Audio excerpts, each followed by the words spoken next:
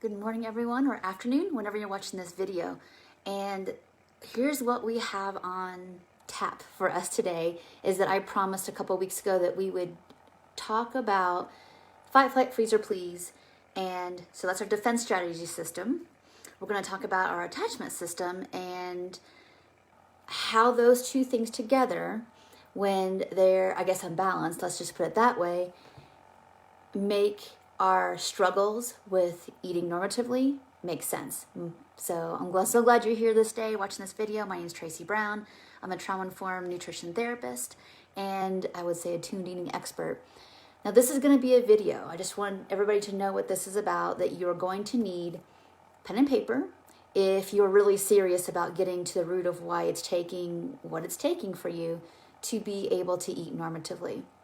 Because there is plenty of information out there on the internet about the benefits of obviously full recovery from any kind of eating disorder, the detriment of diet culture, and even the causes and the roots of all that. But in today's video, we're really going to talk about there are four parts that there are four ways in which we have barriers to getting our needs met. And, in our sessions, with me and my colleagues here that work for me, we are looking at what's happening on a bunch of different levels. And this is why we're going to talk about this in this video. It's really important to recognize we are looking at the defense strategy system, fight, flight, freeze, or please. We're looking at our attachment systems. Basically, do we feel safe or not in relationship? And all the ways that shows up, which we're going to talk a little bit about in these videos this next 4 weeks. And then we're going to talk about what symptoms to look out for if you might be struggling with one of some of these barriers, and when we're able to not have a barrier in these areas, what our eating looks like. There's a lot of ease to it. And so again, this video series is going to be 4. We're going to do 1 video a week of the different places where we get stuck with just being able to eat the food. All right. Now this stuff is separate. What I'm talking about today is bottom-up stuff. So bottom-up neurobiological stuff. It doesn't mean that you shouldn't be reading your books about non-diet eating and pursuing health behaviors for the sake of possibly enhance your health. That's all really good stuff. But we are looking at the deeper stuff of why it's so hard. I mean, we can read books and you would think, and that's what the title of this video is, like why we just can't relax and eat normatively. So each video, the next 4 weeks, I'm just repeating myself so you know what to expect. So this week we're going to talk about why we can't relax. And in future videos, we're going to talk about why we don't have clarity about what to eat, how come we don't respond to maybe our needs, and why we prohibit satisfaction. A lot of times, we know what we need to do, but we won't let ourselves have it, which I did a little sneak peek of last week when I talked about rejecting care. There's a reason we do that. We talked about that. And a lot of people made comments about how people let them down, or it's never been there, so why try? All that stuff is a reason why we, we might want care, but don't think it's safe. And so those are things that need to be repaired within our defense strategy system and within our attachment system. All right, so let's get started with relaxation. So all that means in our system is that if we're not able to wake up in the morning and be kind of walking around our house at a pace that allows us to be really oriented to our space, recognize how we feel, recognize what our needs are. We can look at our schedule for the day and kind of feel like there's an ebb and flow in the pacing of how we're going to both feed ourselves. A lot of times, one of the most astonishing things my clients come to me is like, oh yeah, it's right, I forgot to pack a lunch. And they've been in recovery maybe, 6 months, a certain amount of years, and they're shocked at them forgetting about their needs. That tells me that they have a barrier in being able to slow down and stay present to what is real and what is now time needs. They would be the people I would consider oh yeah, I forgot that I'm in recovery, and I we're not here enough.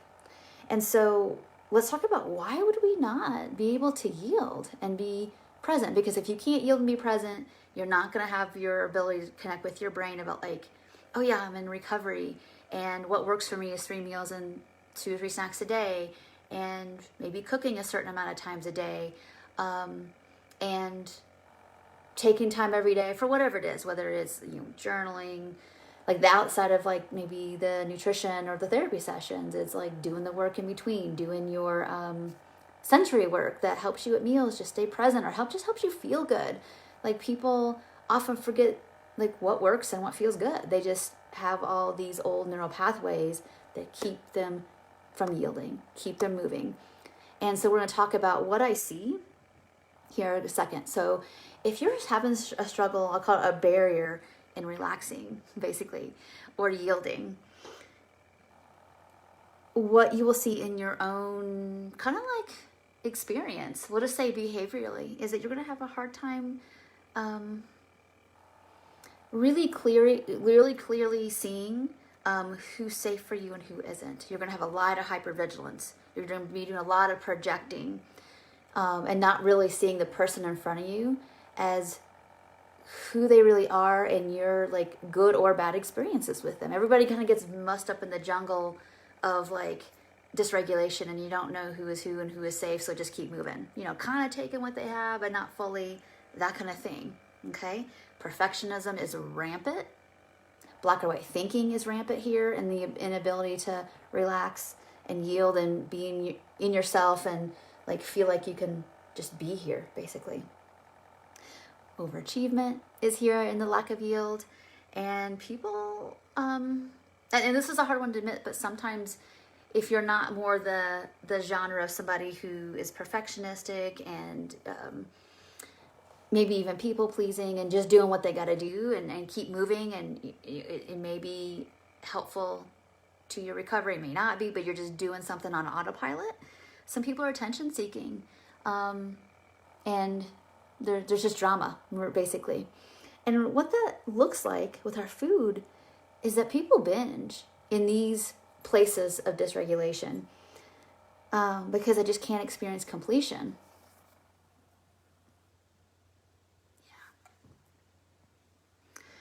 People restrict because they just can't finish. They can't like just yield and complete something. So these would be people that maybe they feel like they have ADHD.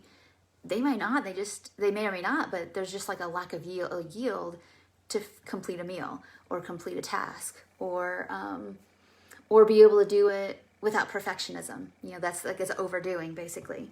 And of course, excessive movement, exercise is what I see here in people. And what that boils down to is our ability to stop and digest, to really be in our experience and process that. Was that okay? Was that not okay? And do I need to change it? What do I need to do? There's just so much like flight, and in the defense strategy system, which is fight, flight, freeze, or please, it can be all of them. It could be all of them, but especially I see a lot of people in a lot of like, they're scared, and then there's like this constant movement, almost terror kind of feeling when we struggle with relax, right? It makes sense. So you might take in, you might binge on information, but there's no digestion of it. So you don't see the action of normative eating, because when we can normatively eat, we are, part of that is that we're yielded enough to really feel that experience, that worked for me, that didn't work for me, digest it mentally, saying, oh, I thought I wanted steak, but not that kind of steak. Now I know, but you have to be able to yield to feel that. And if you can't, all the other parts of action and recovery just get thwarted. Maybe you can do it for a while, but then you might, if you don't have enough resourcing and enough, really yield starts with willingness to understand, like, wow, I really struggle with not finishing meals, taking the edges off, binging because there's so much fear of being like satisfied, like full.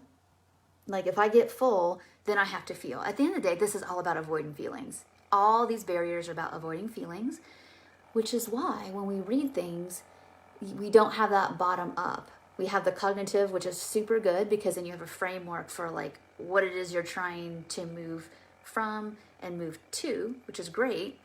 But now we're talking about action. And we're talking about the places in us that thwart those actions because in some level, we are in fight, flight, freeze, or please, and we can't access our ventral, which is like our ability to connect and be present and problem solve, right? And relate. And in our attachment system, care is a threat in some kind of way. And so when we feel like care is a threat, and we'll talk about that in next week's video, when we feel like care is a threat, we'll avoid it, even if it's good for us, right? Because we're afraid the shoe's going to drop and all kind of things. But that's for next week's video. So I recognize this is a video. This is like a pretty, therapeutic, deep topic that we, actually would do in sessions to understand, like, wow, like part of you wants to get better, and then part of you there was some agreement about what you did or didn't want to do, and the first step is looking at like, wow, there's a lack of yield, to just recognize, to be in relationship with that want, and then the rest of the action comes from there. But if you recognize that part of you does not want to slow down, you can't even get to the action. And that's what today's video is about. So you might be at the end of this, if you actually watched it through a couple times, okay, what do I do about this yield or this lack of yield? Well, one, is there a decision to like, yeah, I don't want my attachment, basically I don't want my wounding to run my life. That's step one. And two, it's like, well, what has helped you in the past, the present, feel safe to slow down and start to use those resources? And then you'll get more insight. And then you keep going, you can add more and leave off what didn't work. So all of this stuff is, obviously a layered process and a practice process more than anything else of being willing to not let defensive mental strategies like perfectionism and attention seeking and overachieving and hypervigilance to run your life, because those aren't personality traits. That's not the core goodness of people. Those are defensive strategies to prevent harm. But the problem is these are strategies that actually cause harm to yourself and to your becoming in your life and your ability to connect with what's good for you and take it in. So, and when we're able to do that, recovery happens. It doesn't get thwarted. It doesn't feel like you loop in like the good months and the bad months, which so many people struggle with. So I have a comment here I just want to read. So now that I'm physically able to move and keep going, the nonstop moving seems to be a protection from getting the ability to move taken away from you. That sounds like a trauma response, right? So I'm wondering in now time, who could take that away from you? Your ability to move? Who or what in now time could do that? And how familiar is that feeling that someone will take away something that's good for you or that you wanted? Because it's not good to be moving nonstop. It's not good for our physiology. It just wears out our bodies, whether it's the external movements of our muscles and our joints, but our internal organ systems are very much impacted by living on epinephrine and adrenaline and cortisol. Cortisol is good for a short amount of time to help repair and to get us to safety, but it causes wear and tear long term when we're always there, or we're there like 75% of the day, 7 days a week. That's a lot. That's not rest and digest. That's not what's, our bodies need some homeostasis and some balance. So it's not, and if your body could talk, and if we were listening, it would probably tell you all this as well. So thank you so much for that comment. I really appreciate you giving a really real life example of what that looks like. And what, really at the end of the day, it's not that we love being in constant motion, because it feels compulsive. It just does. You might think oh, this is good. And it's like, well, is it actually good? Does your body feel good? Is it actually in service to yourself and others? Or is it out of fear, out of shame? And we'll always know the answer when we just yield, like we just are doing right now together with those questions. Okay. And long term, what this does for our ability to eat from hunger and fullness, it just deteriorates it to the point where we just kind of do what we've always done. And that wouldn't be normative eating. Normative eating, in yield, you're just able to hear what you need. And without the perfectionism and the hypervigilance and the achievementness with food, is that you naturally eat well. You eat a variety of food, and there's room for all foods because you've had experiences that these foods don't, you know in what quantities and proportions over time, over many months and years of learning, work for you. So you don't need food rules. You don't need obsessive compulsiveness. You don't need macros. You don't need trackers. You don't need any of that stuff because you're able to yield. It's like, oh, it doesn't really matter that much what I eat for breakfast. So I might as well just, what do I got here that kind of makes a complete meal? And it doesn't feel like you're micromanaging or trying that hard. You're just eating a variety for the sake of trying to care for your body. That's a whole lot different than trying to put together this perfect meal that might look really similar to the meal you put together more naturally, but there's ease to it. In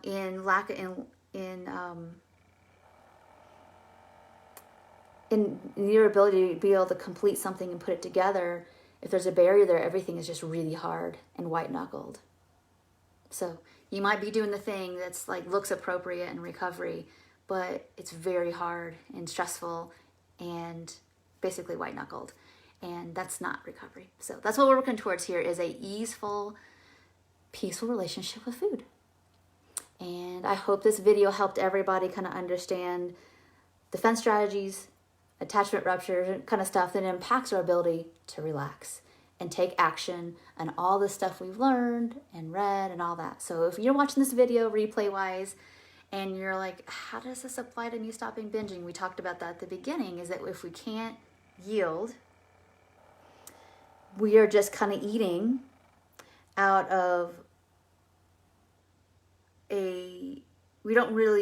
all we're eating from is a reactive kind of place of trying to, it's really just there's a reach and a constant reach, but we don't really have enough yielding to know what we're reaching for.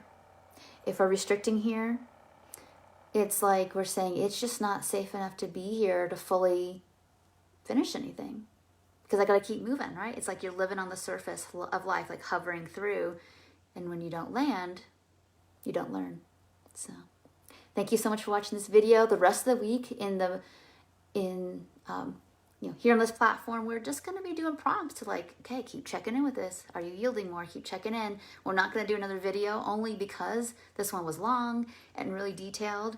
And I'm going to put a prompt on here to maybe watch this again 2 more times, on a Wednesday and a Friday, or whatever alternate days you watch things, and try to get some more insight from this. And where you, what are some really practical, tangible ways in which you don't slow down? Where do you see those? How do they show up? How do they impact your food? And they can impact your food in all kinds of ways. They can impact your relationship with eating with people, at a meal somewhere, or a restaurant somewhere, at someone's home. That lack of yield always has, I won't say the word consequences, but it always has something that it shows you in all areas of your life. So that's our job, is to be looking. So thank you so much for watching this video. I will see you the rest of the week here in the prompts and the comments, all that kind of stuff. And then next week we will talk about clarity, why we can't fully identify our hunger and fullness. We're going to work on that. Thanks so much for watching. Bye for now.